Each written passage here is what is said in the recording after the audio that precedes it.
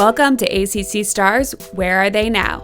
I'm Erin Summers. I'm a sports broadcaster that's covered the Atlantic Coast Conference for a very long time, and I grew up a fan. I've always been curious what players do after we obsess over them in college. This podcast answers that question. Each week, you'll hear an interview with a former ACC athlete. We'll find out everything they've been doing since playing in college. Thanks for listening. Let's jump in to ACC Stars, Where Are They Now?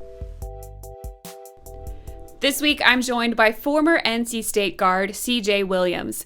Williams attended NC State from 2008 to 2012. Things really started to click for him his senior season. He averaged 10.5 points, 4 rebounds, 2 assists, and a steal a game. He shot 50% from the floor and started all 37 games for the Wolfpack. He's an incredible story. He's played all over the place, across the world, and a lot of stops in the NBA. Here's our conversation. CJ, thank you so much for joining me today. It's so good to see you again. It's been so long since I covered you in college, not to date either of us. But how are you doing? I'm doing well. I'm living here in Greensboro now and just trying to stay safe in this crazy time. I'm hoping everybody out there is staying safe as well. Just trying to do my part to kind of slow the spread of this virus and everything. That's awesome. I know you were just recently playing in the G League before all of this happened, coronavirus, the pandemic, you being in New York around one of the hot spots. What happened over, the past several months for you? So when all of this stuff actually hit in the U.S., we were actually on the road in Chicago, and we had a game the next day against the Windy City Bulls. So we're actually at dinner. We had a team dinner, like just the players and stuff like that, and just trying to bond a little bit because we were in the middle of like trying to make the playoffs and stuff. So, and we are sitting there, and it's ironic because it's the first time that we all were together, and we all, like all the veterans, we were like, look, everybody take your phone and put your phone in the middle of the table. Nobody touch it. The first person to touch their phone has to pay for the entire meal. So we're going through that. So it was a great dinner, like so much fun. Everybody started talking. We had like little mini arguments about basketball, all kinds of stuff. And then when the dinner ends, I obviously go grab my phone first. I'm the vet. So I was like, all right, but a couple of the veterans, we had already decided we were going to split the bill. So I grabbed my phone and I was looking and it says, Utah and OKC is canceled. And we're like, wait, what? And so with everything that happened from that point, it was just, we had meetings in Chicago in the meeting room in the hotel, and they were just kind of telling us what's going on and what they knew at that point. So we ended up obviously canceling our game. We came back to New York, and being in New York, we were just waiting because nobody knew anything. And then, we ended up going home, and since then, they've canceled last season, the end of last season, and then they're not sure about where they're going now. I mean, I'm hearing some rumors about things, but I don't believe anything until it's solidified and everything. But so pretty much I've been just staying home. Didn't work out for a while because it was just unsafe. I'm back to working out again and preparing for next season. I think it's going to take a little while for all of us to kind of get back to our normal routines. But let's take it back to before all of this, even before college. What was it about basketball that got you so involved in the sport early on and that made you decide that that's what you wanted to do? Well, growing up, I'm from Fayetteville, North Carolina, and growing up in Fayetteville, you watch the ACC. The ACC is kind of like it was almost at that time, the NBA wasn't as popular yet. So it was more of, who's your college team? And especially around here. I mean, it's NC State, Duke, Carolina, ACC, you got to pick somebody. Yeah. And unfortunately, I have to admit, I grew up a Carolina fan. I know my NC State people out there probably are going to kill me for this, but I did grow up a Carolina fan. I loved Michael Jordan. Michael Jordan is and always will be my favorite player. And so I idolized him and wanted to mimic him as much as possible. And then Vince came in and these guys and Raymond Felton and all those guys all the way up until there. And then when it got time for me to choose a school, I wanted to go somewhere that fit me. And that's kind of how I ended up at State. But I knew from early on, about 4 years old, that I would play basketball. I loved it so much. I love to watch it. I love to study it. I love to play it. How much did you enjoy your time at NC State? Oh, man, I loved it at NC State, man. Our fans were amazing. It was rough my first 3 years, not making a tournament and stuff, having up and down years and stuff like that. But, especially my senior year, man, getting to the Sweet 16. First off, being the last team announced on the selection show to go to the tournament, to upsetting San Diego State, upsetting Georgetown, taking Kansas to the last possession of the game. It was just it was an amazing feeling, and I loved every moment of being at North Carolina State. As a senior, you averaged 10.5 points per game, 4 rebounds, 2 assists, a steal. I mean, you had really great numbers. You started every single game that season. And as you mentioned, you went pretty far in the NCAA tournament, ended up going to a Sweet 16. I was there in St. Louis. I was at that game covering you guys. It was so close. Oh, man, yeah. Like playing in that atmosphere. I can't even describe it.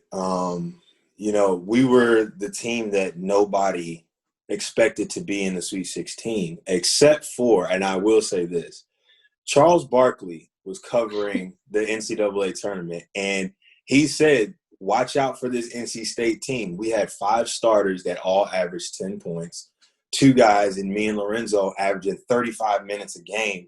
So it's like, our best players were on the court at all times. And so, we were very hard to game plan for.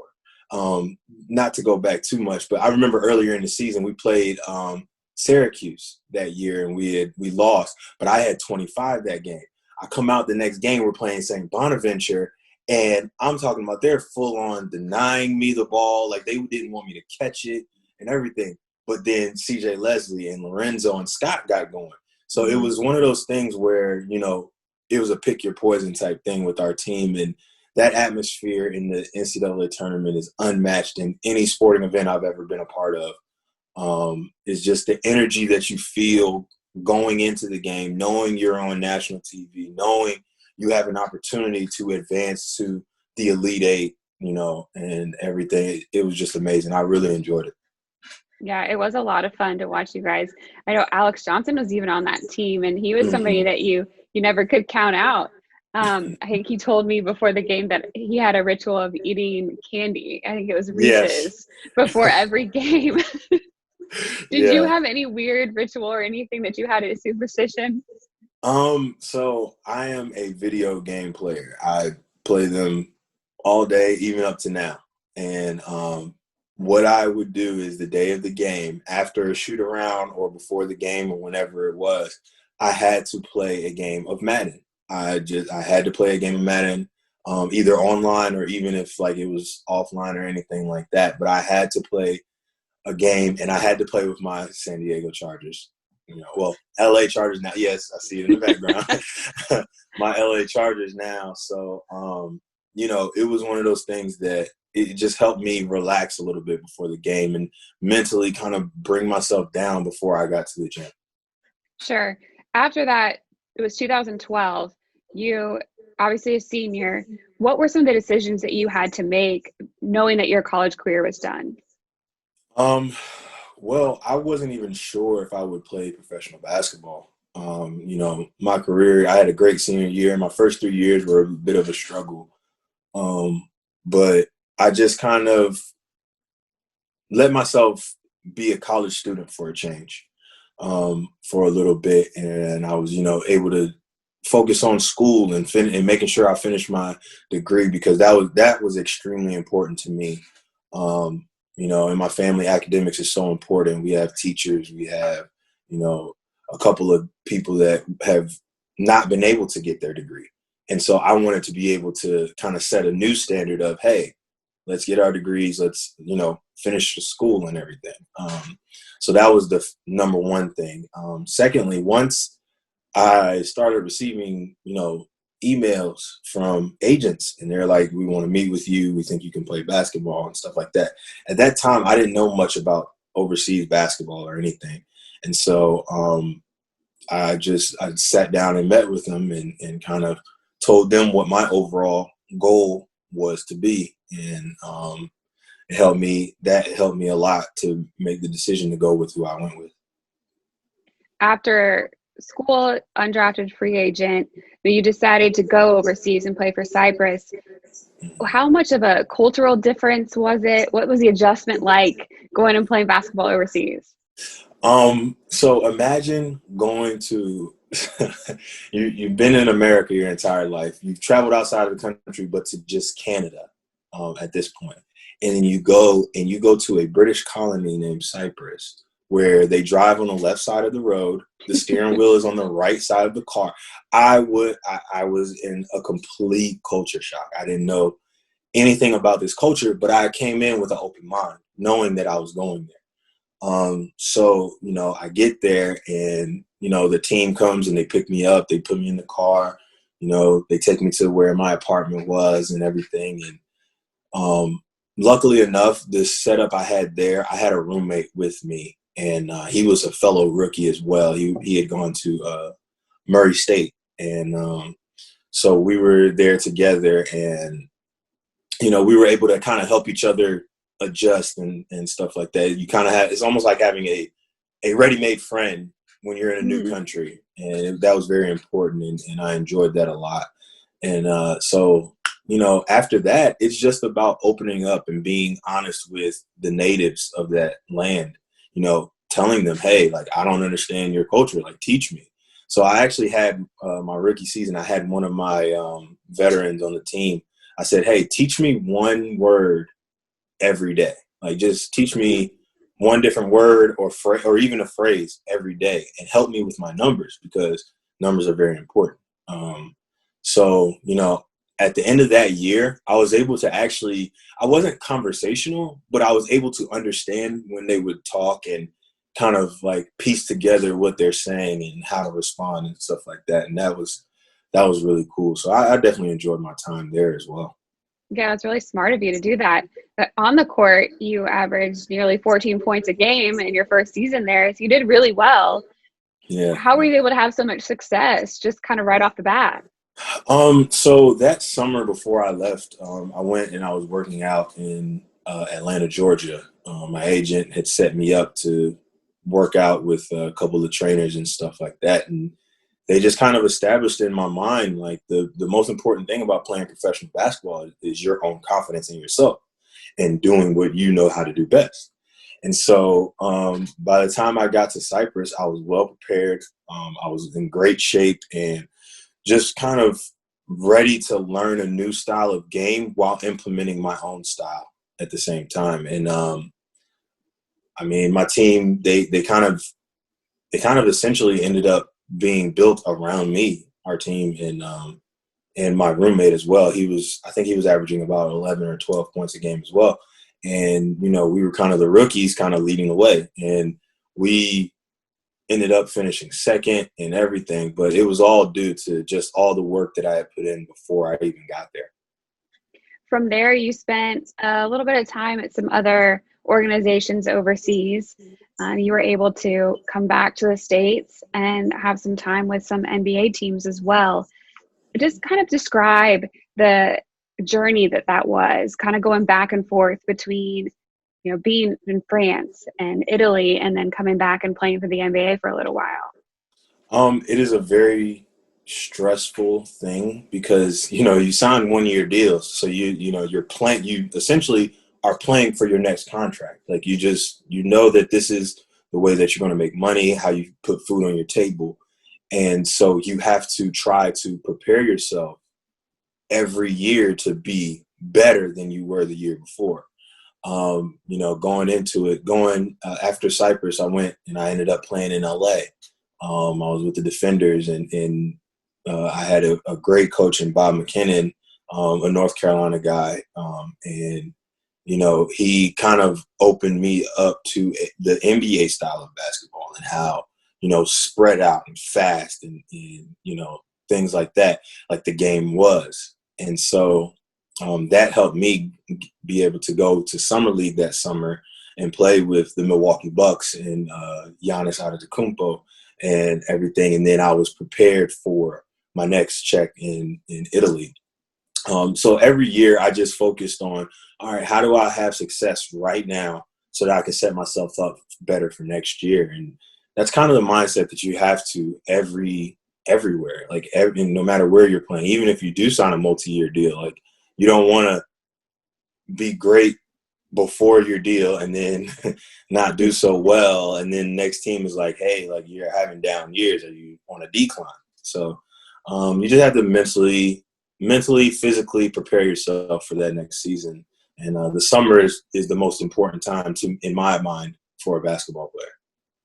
So when you were playing in the NBA, you got your first start December 3rd, 2017.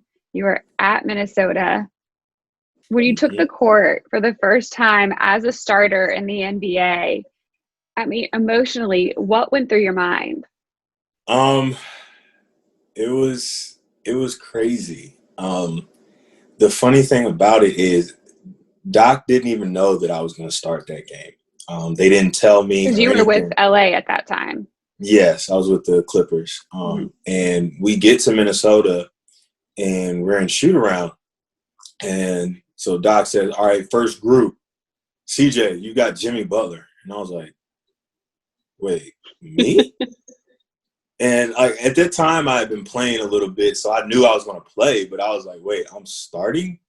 And then, yeah, I just ended up starting. And I was on a two-way deal then, and we actually started both of our two-way guys, me and Jamil Wilson, that game and everything. And it was just, oh, man, the first time stepping on the court and getting that, hearing my name announced in the starting lineup and everything, like it was crazy. I was nervous, but not so nervous that I couldn't play. I was nervous and, all right, this is the first NBA start, but as soon as tip-off occurred, all the nerves went out the window and the game plan was in my head the whole way. You take it back to when you were in college and the people that you played with. If you were, talking to NC State fans, they might not say that they thought you would be the guy that has played in the NBA as much as you have in comparison to CJ Leslie maybe, or some of the other players that you played with. When you look back at it and you see everything that you've done, I mean, what does that mean to you? It just tells me that, I'm doing what I'm supposed to do. I'm in the profession that I'm supposed to be in, and that hard work and dedication and determination all can help you get to whatever goal you want to reach.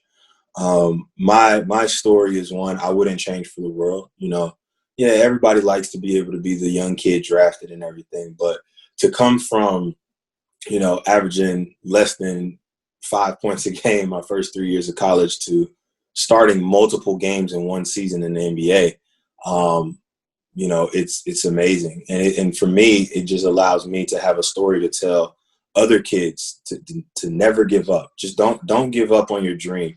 Set a goal, make a plan, and work at it day in and day out. You've ended up playing 53 games with various NBA teams, Dallas, the Clippers, as you mentioned. You played for Minnesota and the Brooklyn Nets. What stands out to you along the way? Just the difference, I guess, in playing in college, playing overseas, and just the level that the NBA is. The NBA, everybody is confident in what they do, and everybody knows their job, and they do their job specifically. Nobody tries to get outside. You have your superstars that can do everything, but everybody else, it's like you have a role and it's designated. That's what you're supposed to do. Be great in your role. And that's the difference between what it was in college, where you're trying to showcase your skills to these professional teams of, hey, I can do this, I can do that. But once you're there, they tell you what they need from you, and you just have to be great in your individual role. What kind of advice would you give to other players that may not be drafted right out of college, just to kind of continue to work hard and possibly have a chance to play later? Just understand that just because you don't get drafted, it's not over. There are a lot of guys nowadays that are getting opportunities with the G League and these two-way contracts. And, some guys, they end up going overseas for a couple years, hone their skills, and come back and make a run at the NBA, which is essentially what I did. So, don't be afraid to take a risk on yourself. Bet on yourself to accomplish your dream of playing in the NBA, and understand that not being drafted doesn't mean you'll never play in the NBA. It just means you may have to take a little different route than, the average guy. Yeah, and going overseas doesn't mean that your opportunity at playing in the NBA is over. You've shown that several times. Yeah. When I was looking through kind of some of the stuff that you've done, something else that stood out to me is the Sportsmanship Award that you won the 2017-2018 season. It's an award that's voted on by all of the other players in the G League at that time. You were with the Clippers organization. And it's something about how you are as a player on the court, but also off the court. When you found out that you won that award, how much pride did you take, and kind of who have you become as a person? I initially was shocked. I didn't even know that people were voting for me for that. I voted for a teammate of mine, and I didn't know that I found out later, but my whole team had voted for me. And then to find out how many people actually voted for me, it was like, wow, I'm in shock. But, it's a credit to my parents. My parents raised me very well, and they helped me establish my morals and everything of, yeah, this is basketball and you're competing against one another, but you don't have to be mean to each other. Like, you can compete, play hard, but you don't have to, be extra about it. It's just we're all doing a job and stuff like that. And essentially our job is to entertain and, make it fun, enjoy it, play hard, do all of that kind of stuff. But then once the game is over, that doesn't mean your life is over. There's other parts to life other than basketball as a professional athlete. And a lot of that for you was the community service that you did. You were in Canada at that point. You just kind of talk about some of the organizations and stuff you were involved with there. I did a couple things with Habitat for Humanity. I did one other, what was the name of the organization? I cannot remember the name. But we would just go out and work on, different environmental things. My dad is an environmental engineer, and I realized how important taking care of the land is and everything. So kind of just helping out there randomly, and, I didn't even have a set schedule. I just kind of if we were in a place, if we were traveling and we were in a place and there was an opportunity to work, I would do it during the time that we didn't have practice or something. So it was awesome to get that experience as well. Yeah, there's a lot of awesome community service opportunities that you took part in. Giving back to the community, speaking of community and NC State, Wolfpack fans, they're very passionate. How often do you get back to the Raleigh area and kind of get back to some of those games? Man, I haven't been able to catch many games. I think I've caught one game towards the end of one season. I cannot remember when, but I really try to get back as much as possible. In the summers, a lot of times, before all of this happened, I would drive to Raleigh and work out with the guys, work out with some of the guys on the team, and, individually, like, kind of help them, teach them some of the things that I've learned in the pro game, and help them to be able to get better each day, and teach them, hey, like, when you're doing this, you have to be specific in your footwork, or, when you're setting a screen, you want to set a screen to get your teammate open, but essentially it gets you open. And so, it's just the little things that they may hear from a coach, and it'll resonate. But then when they hear it from, oh, this is CJ telling me this. He's been to the NBA. He's been overseas. He's played at every level that I'm trying to get to. And I just hope that it helps them get better each day. You sound a little bit like a coach, though, in the way that you're just talking there. I mean, after basketball is over, is that a possibility for you? I wouldn't say it's a possibility. I would actually say it's a definite. I have known that I wanted to coach once my career is done. I've actually known I wanted to coach since I was like 10 years old. Just some of the coaches that I've had in my life, I've seen how they've affected me. And that's kind of how I want to be for somebody else. You know, I can go back to starting my first coach is my dad. You know, as hard as he was on me and as much as I hated it as an 8-year-old kid, and like, oh, why do we got to go to the gym again and everything? But to see where it has gotten me is just amazing. And then my high school coach, Ike Walker, my college coach, Mark Godfrey, my, you know, professional coach, Bob McKinnon, all these guys, the effect that they had on me shows in my everyday life. And that's the kind of thing that I want to be able to do for someone else, because for me, you never know who you can help, even if, and you may not know that you're helping that person. But, you know, I think that coaching is definitely something that I want to do. And I play basketball all the time in my mind and everything. And so I have so much knowledge that I want to feed to other people. Do you have any idea where that would start? Would it be high school, college? I don't know.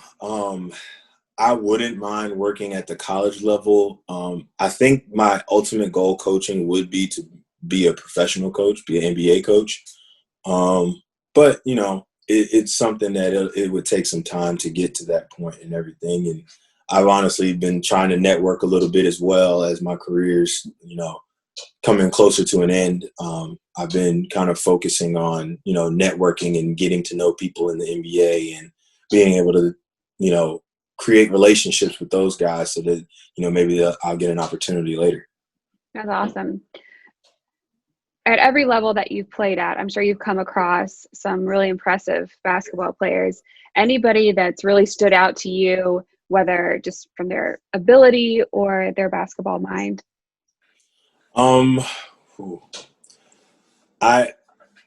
Ability wise, I would say that when I was able to watch LeBron James in person, it was It's so weird. Everybody always says unreal. that.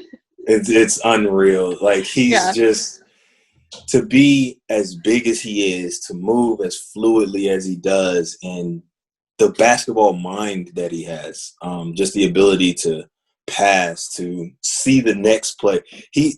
We as basketball players try to see the next play.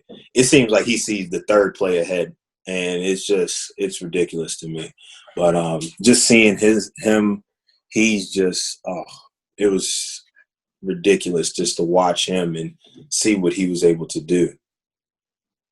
Over the next couple of months, you said you're unsure of kind of what lies ahead with the G League. You've been with the Long Island Nets most recently. You have any idea of whether you'll continue with them, or are you kind of open to other opportunities? I'm open to other opportunities, but I've also been in talks with them as well. You know, once they figure out exactly what they're going to do with the whole G League, it's a possibility that I could go back there. But I've received a few offers over in Europe, and I haven't taken them up to this point. But you know, we're getting closer to the time where it's kind of time for me to make a decision. And you know, I'm taking everything into consideration. You know, looking at all my different options and just kind of waiting it out. Right now is a waiting game with the G League specifically. Where's your favorite place that you've played at? Not Italy. Oh, really? Okay. I was going to say, you don't have to Oh. say like the organization per se, but place. Italy seems like it would be pretty fun. Oh my goodness! In Italy, where I was right outside of Florence, and the mountains were beautiful, and they were right outside my house every day. Every time I would drive to practice, I would see them on my way there. The Italian people were, you know, great people. They loved me. They loved my teammates and everything. They were very welcoming. They were very, you know, when they know that you're an American and you don't speak their language, they try to help you a little bit as they'll break down their speech a little bit and stuff like that. And it was just, oh man, I really enjoyed my time in Italy. How many languages do you know? Maybe just a little bit of, but you know. So obviously English, and then I knew a little bit of French. I knew a little bit of Italian.